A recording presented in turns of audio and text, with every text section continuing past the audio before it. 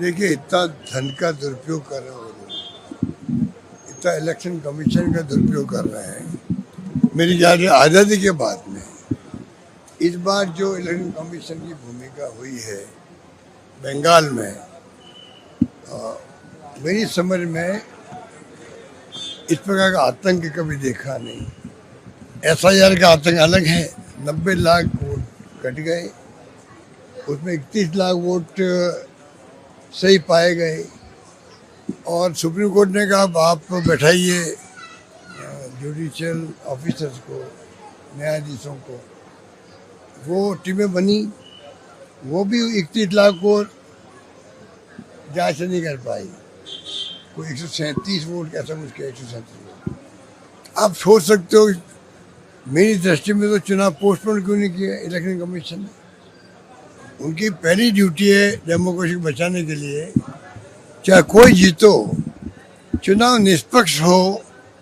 सबसे बड़ी जिम्मेदारी किसी के तो वो है इलेक्शन कमीशन ऑफ इंडिया की है। उसमें कोई जुडिशरी हो, प्रशासनिक लोग हो, सरकार हो, कोई मायने नहीं रखती। चुनाव आयोग की जिम्मेदारी है। डेमोक्रेसी तभी बढ़ती है तब निष्पक्ष चुनाव हो, और चुनाव में कोई जीते पार्टी अलग बात है। वहाँ पर जो सड़कों पे उतारे गए CASF के या CRPF के बंदूकें लगी हुई है, क्या बख्तरबंद गाड़ियाँ, तो क्या हो क्या रहा देश के अंदर, क्या हो रहा है? इस रूप में वहाँ पर डराया गया है, धमका गया है और पैसे बांटे जा रहे हैं। मतलब कोई ऐसा साधन नहीं है जो उन्होंने नहीं लगाया हो।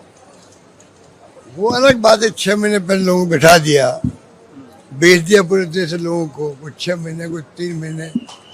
उसमें हम लोग उनकी कुछ शिकायत नहीं कर सकते, क्योंकि वो तो एक तरीका है चुनाव लड़ने का अलग अलग।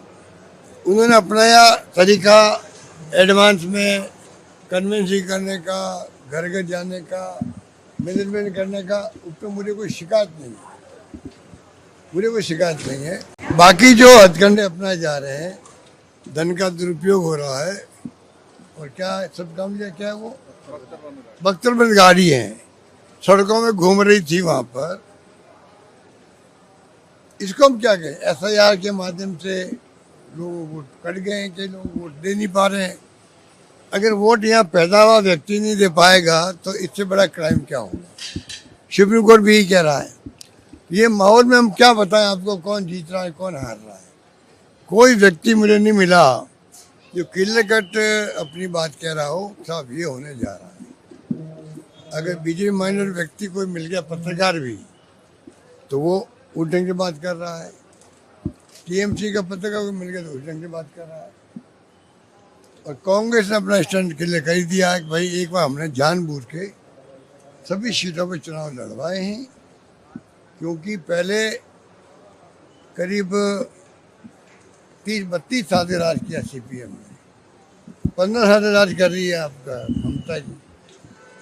अब ये BJP घुसराएगी वहाँ, मान लो। जो हथकंडे अपनाए जा रहे हैं, चुनाव नाम की चीज़ तो कोई है ही नहीं। चुनाव नाम की कोई चीज़ नहीं है।